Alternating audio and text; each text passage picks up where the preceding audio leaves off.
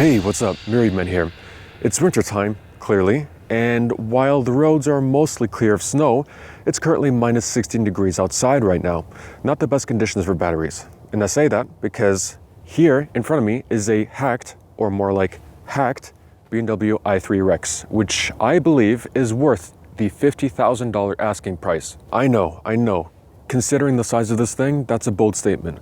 But then again, so is this. It's actually one of the very few electric cars that were built entirely new from the ground up. Pretty much just like the Mitsubishi i-MiEV. However, unlike the i-MiEV, this car is conservatively futuristic, not shaped like an egg, and most importantly, it's in production. As a whole package, it really is unlike any other car out there. In fact, the BMW i3 is the first, and so far only, premium electric hatchback in the galaxy.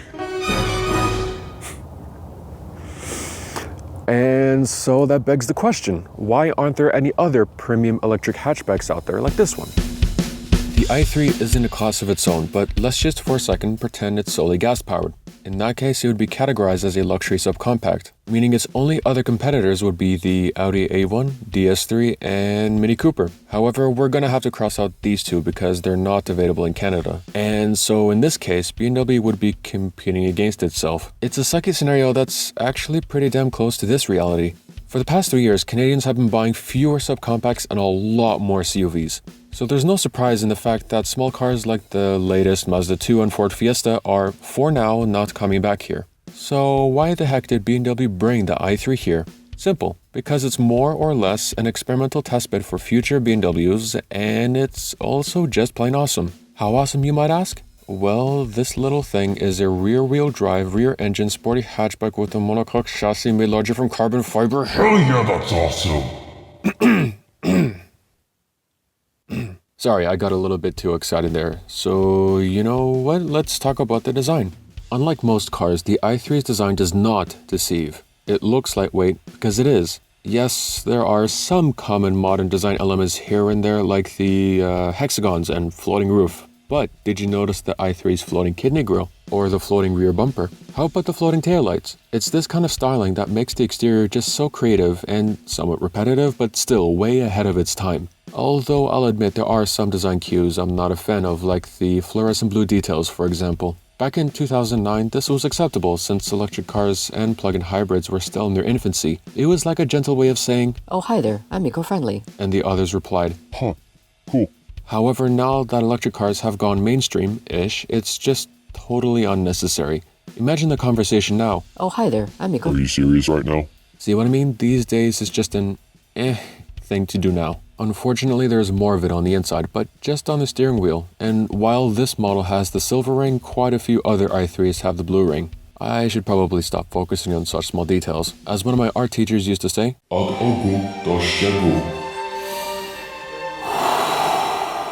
as a whole, the interior gives off a much better impression than the exterior. Unless you're a nerd like me, there's a good chance you still think the outside is sort of unnecessarily busy and geeky looking. On the inside, it's almost a different story. There are some techie elements here and there, but when looking at the whole picture, it's actually quite welcoming and open-aired. I've heard some people say it looks like the inside of a modern yacht. A friend of mine even told me that it feels like sitting inside a 4-star bed and breakfast. Pretty specific, but nonetheless, both are great descriptions of this interior. If you ever get the chance to sit in one, you will find yourself in a nice cozy place with large windows and lots of natural light. Did I mention the floating infotainment screen? I think it's time for us to go for a drive now.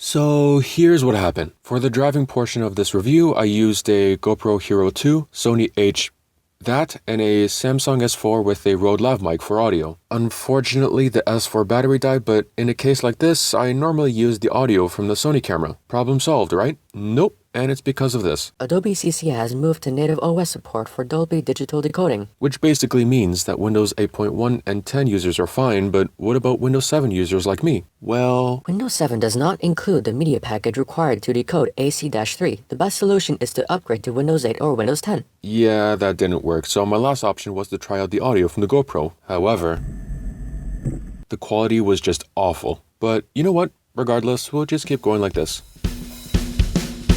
So, overall, I had a great time with this little thing. Despite it being fitted with the 647cc range extender, it's still an electric car and it still drives like one. Considering how popular Teslas are now, you've likely already heard about the instant torque that electric motors deliver. The i3 Rex is no different. It accelerates from 0 to 100 in 7.9 seconds. Yeah, that doesn't seem like much these days, but that still makes it quicker than the Abarth 500 and Subaru BRZ. If that's not enough for you, there's always the i3 BEV that brings it down to just 7.2. Then you can add cars like the Fiesta ST and A3 Sportback e-tron to the list. However, unless you drag race against these cars, you'll hardly notice a difference in acceleration. On the other hand, you will definitely notice the difference in range, especially when in really cold conditions, because the Rex brings up the total maximum range to 300 kilometers, whereas the BEV only gets 160. If you want even more range, you can always just wait for the 2019 or even 2020 model, and so on, but for now, these are the numbers you'll get for a used or new i3 Rex, which is sufficient enough for most city drivers. The Rex that I drove was, thankfully, fitted with 19-inch rims. While the suspension setup would be considered soft for a BMW, for a car, it's quite firm. The test drive you're looking at now lasted about 34 minutes, and I was comfortable for the entire ride. It was also quite fun to drive. It's actually the most athletic electric subcompact I've driven so far. Maybe you can argue that it doesn't look like a BMW, but it does drive like one. The steering is very quick and it responds to even the slightest movement. I was also quite surprised with how much grip the narrow tires have. I took quite a few hard 90-degree turns here and there, but the wheels kept their claws in the road with not even a single squeak. The only squeak-like sounds you'll hear on the inside will likely come from the brakes when cold and the regen, which actually sounds more like a landing spaceship than a squeak. Speaking of sounds, the i3 makes quite a few interesting ones. If you've watched any other electric car review, you'll often hear this. No noise. Absolutely no noise at all. And they're somewhat right, because electric cars don't make any noticeable noisy noises, but most EVs do make many subtle, gentle, sometimes even angelic noises. Actually, remember this guy? In the same video he says, Absolutely no noise at all. just 5 seconds later he shows this clip.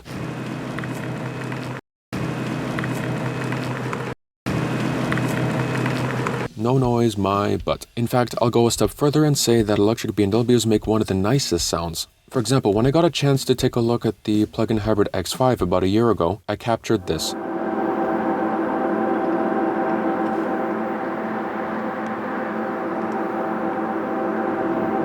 That is the idling sound. Pretty nice, eh? And so that got me thinking, what about the i3?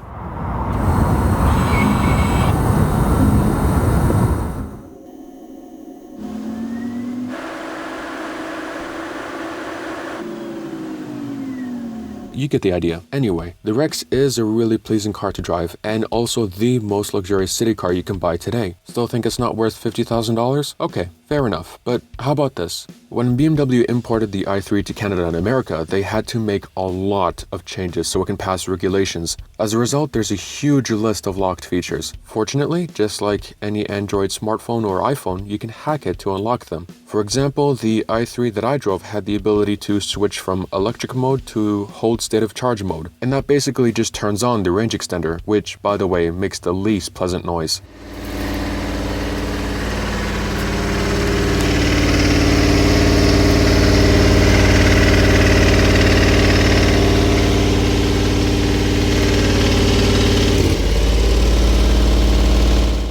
There's also the option to enlarge the fuel tank from 7 liters to 9, which will further increase the range of the Rex model from about 300 kilometers to 330. That is crazy. The BMW i3 Rex is a very capable, versatile, and fun city car that unfortunately has been put in a niche market so unique that it actually made an entire class of its own. Whether that's cheating or not, I don't know, but I do know that if you want to get a quick sport luxury city car, this is the one. For more of my thoughts and details on this hacked BMW i3 Rex, please click the link below to read my article. As always, thank you so much for watching, and I'll see you next time.